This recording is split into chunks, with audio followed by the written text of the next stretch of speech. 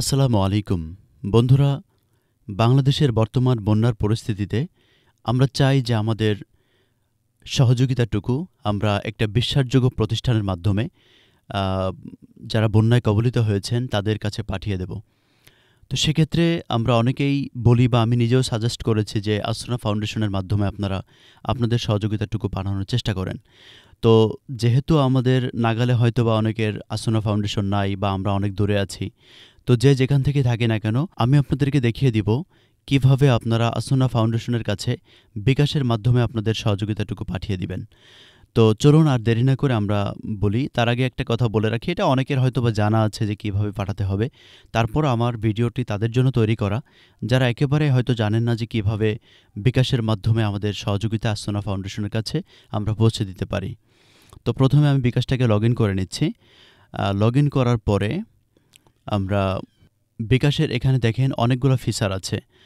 এখানে যেমন দৃশ্যমান কিছু ফিচার আছে, তারপরে আরও দেখুন রয়েছে। তো এই আরও দেখুনে আমাদের যাওয়ার দরকার হবে না। এখান থেকে দেখেন দ্বিতীয় লাইনের শেষের দিকে ডোনেশন লেখা আছে। তো আমি ডোনেশনে ক্লিক করে দিলাম। ডোনেশনে ক্লিক করে দেওয়ার পরে এখান থেকে দেখেন অনেক প্রতিষ্ঠান রয়েছে যাদের কাছে আপনি আপনার সহযোগিতাটুকু পাঠাতে পারেন।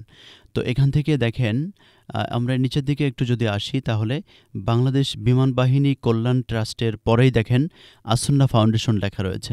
তো আসন্না ফাউন্ডেশনে আমি ক্লিক করে দিলাম।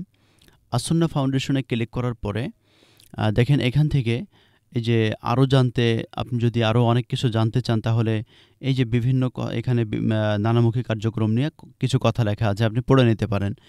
এবং এখান থেকে পরেই যেটা আমরা দেখতে পাচ্ছি যে আমি আমার পরিচয় শেয়ার করতে চাই না। মানে অনেকে চায় না যে আমি দান করব, বাট আমার এই দানের কথাটা কেউ জানতে পারবে না।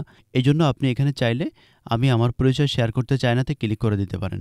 এটাতে ক্লিক করলে কিন্তু আপনার নিচে যে অপশনগুলো রয়েছে, আপনার নাম, ঠিকানা, ইমেইল, হ্যাঁ, এগুলো যে আপনার ইয়েটা রয়েছে এগুলা বন্ধ হয়ে যাবে। তো যারা চান তারা এখান থেকে আমি শেয়ার করতে চাই না এটা দিতে পারেন। আর যারা না চান তারা এখান থেকে নামটা টাইপ করে দিতে পারেন।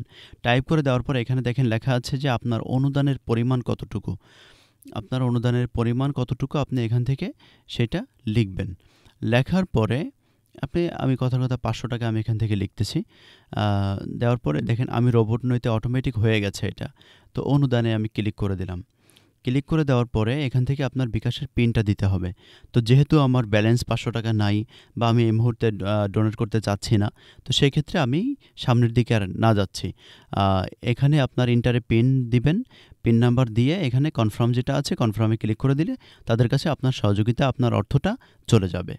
এ ছিল কিভাবে আপনি বিকাশ থেকে আসনা ফাউন্ডেশনকে সহযোগিতা করবেন, বিভিন্ন শুধু বন্যার্তদের জন্য নয়, যেকোনো সময় যেকোনো আ বিষয়ে কাজে আপনি আসনা ফাউন্ডেশনকে ডোনেট করতে চাইলে আপনি এখান থেকে এই কাজটা করে নিতে পারেন।